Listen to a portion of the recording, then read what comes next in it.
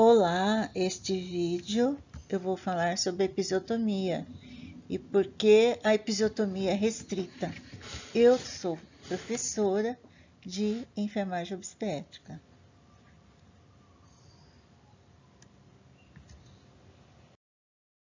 O que é uma episiotomia? Episiotomia é uma incisão que é feita no períneo e tem o objetivo de ampliar aí o canal do parto no momento do parto.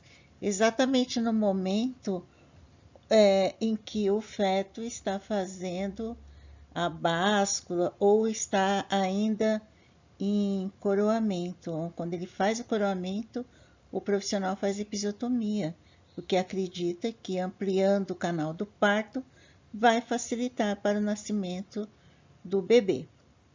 Bom, existem alguns tipos de episiotomia, mas a mais comum é a média lateral direita.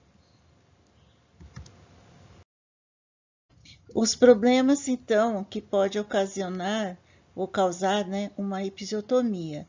Bom, um dos problemas são esses, infecções, onde foi feita a incisão, né, dor no pós-parto, a cicatriz ou fibrose, que é o aumento das fibras, né, do tecido, que às vezes deixa o local dolorido, endurecido, dor na relação sexual, inclusive algumas mulheres dizem que esse quadro de dor perdura por muitos e muitos anos. Pode ocorrer também incontinência urinária ou até incontinência fecal, dependendo da profundidade ou do que alcançou a musculatura nessas episiotomias.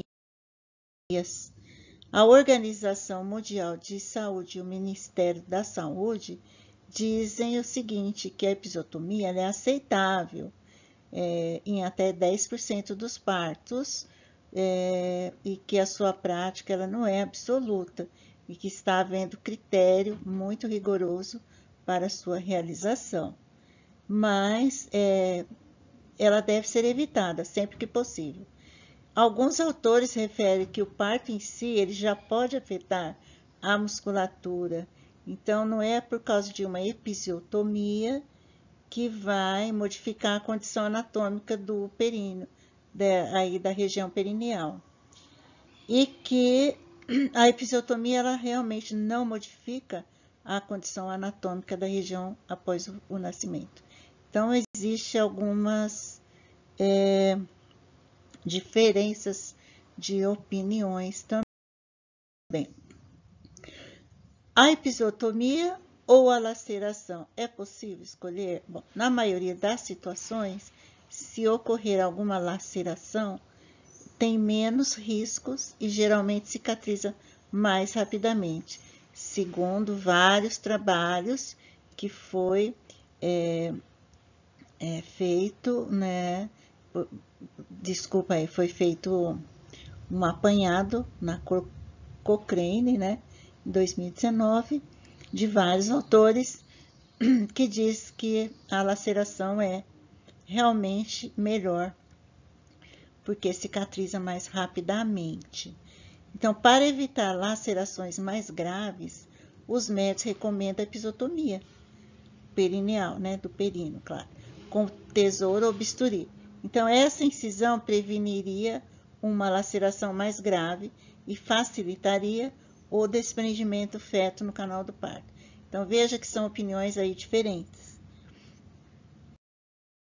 Aqui eu tenho uma episiotomia, então só os passos como que deve ser suturado, né? Primeiramente, sutura a mucosa vaginal, depois a camada muscular e, por último, o fechamento da pele. Então, naqueles 10% que é permitido, né, a episiotomia, se possível, deve usar fios. Os fios têm que ser absorvíveis, de preferência, se possível, Vicryl, ou não, usa o Cartigul, que é mais comum. Bom, então as consequências, uma delas é a dor no local. É comum sentir dor e desconforto ao redor da episiotomia, no local, né, da episiotomia, nas primeiras 2 a 3 semanas depois do parto. A dor e o desconforto. Há mulheres até que referem sentir desconforto por muito tempo, como eu disse antes, até anos, né? Bom, então deve-se ter o cuidado de colocar os pontos, quando se faz episiotomia, coloque-se os pontos não muito ajustados, porque também causa muito desconforto. Os pontos muito justos e também, se os pontos também, tem que ter um critério assim de equilíbrio, não muito justos e nem muito folgado, porque o folgado não vai unir, né, o tecido, e o muito justo vai causar muita dor, desconforto, etc. É possível que no parto normal ocorra lacerações. E aí eu tenho uma média de 2 a 3 dos partos, incluindo diferentes lacerações, claro. Então, nós temos aí a laceração de primeiro, segundo, terceiro grau. Então, de primeiro grau é só pele e tecido subcutâneo, de segundo grau já afeta a pele, tecido subcutâneo, fáscia e músculo. Então, necessita de pontos com boa recuperação, sempre tem uma boa recuperação, né? E terceiro e quarto grau, que já, além das estruturas do primeiro e do segundo grau, afeta o ânus, né? Então, a laceração que se inicia lá na vagina segue para o reto e para o ânus. Então, para o ânus, né? Então, precisa de intervenção cirúrgica, nesse caso, e a recuperação é bem lenta e bem dolorosa.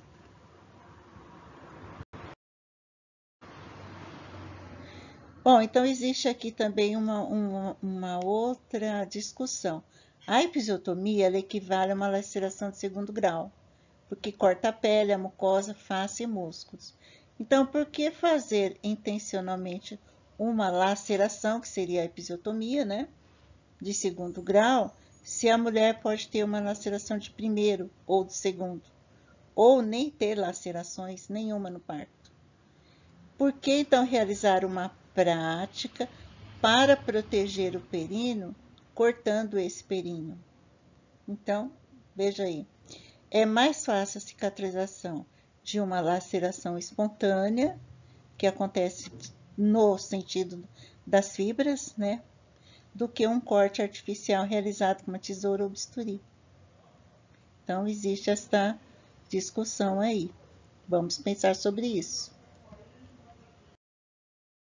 Por outro lado, se fizer a episiotomia também depois que houve a coroação, então essa episiotomia já não é mais efetiva, porque já houve comprometimento aí.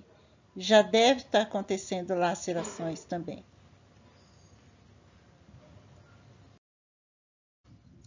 É possível evitar as lacerações? Sim, preparando o períneo desde o pré-natal, ou até antes, né? Então, exercícios que fortalecem a musculatura do períneo. Por quê? Porque são esses exercícios de contrações na musculatura que vai contribuir bastante para que essa musculatura fique ou volte, né, logo imediatamente após o parto, a sua condição normal, sua condição anterior ao parto. Fazer também alongamentos, né, para que a pelve tenha maior resistência, evitando os riscos aí das lacerações. Então, há que se preparar antes para o parto, até o períneo. O períneo também tem que ser preparado. Então, se você gostou do vídeo, acesse o meu canal, se inscreva. E até o próximo vídeo. Muito obrigada.